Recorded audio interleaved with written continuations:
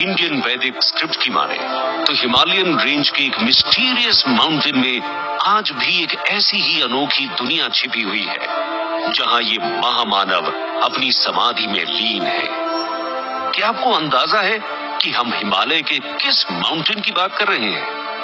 हम बात कर रहे हैं कैलाश पर्वत की, एक ऐसे अनोखे माउंटेन की जहां वक्त भी अपनी रफ्तार कई गुना तेज कर देता है, जहां 3 डायमेंशन में महसूस होने वाली हमारी ये दुनिया एक चौथे डायमेंशन में एंटर कर जाती है और वहां टाइम की डेफिनेशन ही बदल जाती है, जहां रेडार, नेविगेशन सिस्टम काम नहीं करते। तो क्या समय की सीमा से परे Kailash time travel, multiverse, multi dimension, time paradox जैसी कल्पनाओं को सच्चाई में बदल सकता है?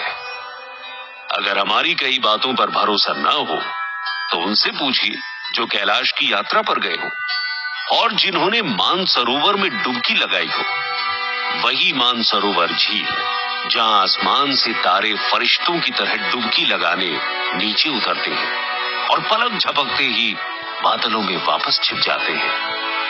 आज के इस मानसरोवर झील को सदियों पहले वैदिक युग में क्षीर सागर कहा जाता था।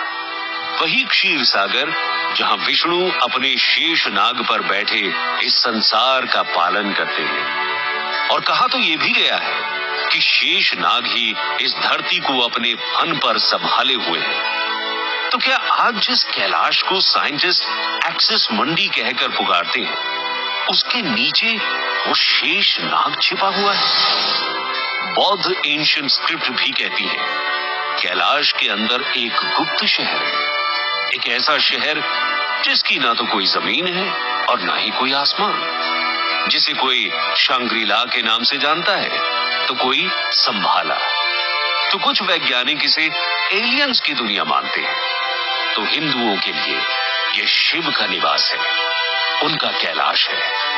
कुछ लोगों के लिए ये धरती और स्वर्ग को जोड़ने का गुप्त दरवाजा भी है। फॉरेन साइंटिस्ट ने तो यहां तक कहा कि कैलाश पर ऊपर चढ़ते वक्त उन्होंने कुछ बहुत ही अकल्पनीय देखा। न सिर्फ इतना, बल्कि कुछ सालों बाद ही उन सभी की मौत भी हो गई। रूसी साइंटिस्ट ने ये तक कहा कि कैलाश एक पर्वत नहीं बल्कि ह्यूमन मेड पिरामिड है, बल्कि इस दुनिया का सबसे बड़ा पिरामिड है और इन पिरामिड के अंदर से ही वो अजीब सी आवाजें सुनाई देती हैं। कैलाश पर्वत की हिस्ट्री और मिस्ट्री को समझने की तरफ चलने से पहले हमें कैलाश के जियोग्राफिकल लोकेशन के बारे में थोड़ा समझना बहुत जरूरी है।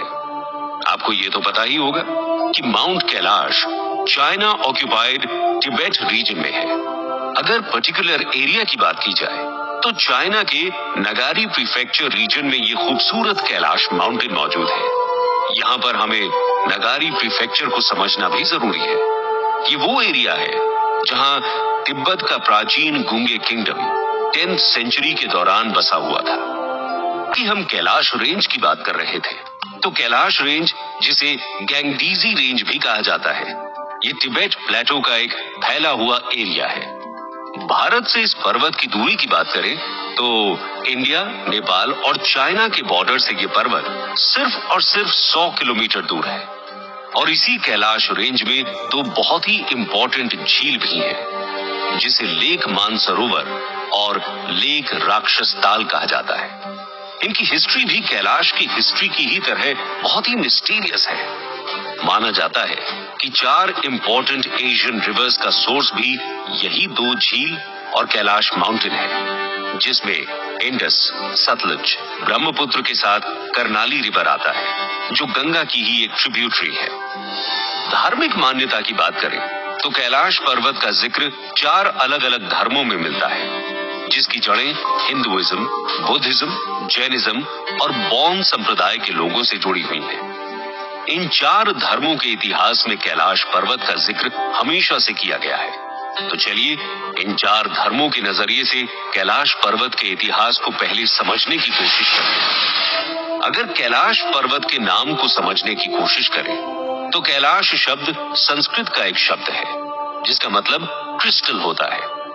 तिब्बत इंग्लिश डिक्शनरी की तरफ नजर घुमाएं तो भी कैलाश शब्द का मतलब क्रिस्टल है और इसका ओरिजिन संस्कृत से ही बताया गया है। तिब्बती लोग कैलाश माउंटेन को गैंग रिनपोशे भी कहते हैं, जो कि एक चाइनीज शब्द है। इसका मतलब है बर्फ से ढकी पहाड़ी। जैन धर्म की बात की जाए तो हिंदुइज्म से ही आगे बढ़ा जैन धर्म कैलाश माउंटेन को कैलाश के नाम से ही जाना जाता है। अब बात कर लेते हैं बॉन टेक्स्ट की। बॉन रिलीजन में कैलाश माउंटेन को स्वास्तिक पर्वत के नाम से भी जाना जाता है। कैलाश रेंज के आसपास रहने वाले लोकल लोग इस पर्वत को टाइस माउंटेन भी कहते हैं। कैलाश के बारे में बेसिक जानकारियां तो आपने जान ली। अब चलिए इसके इतिहास को अलग अलग धर्म के हिसाब से समझने की कोशिश करते हैं। चलिए फिर बात करते हैं हिंदुइज्म की।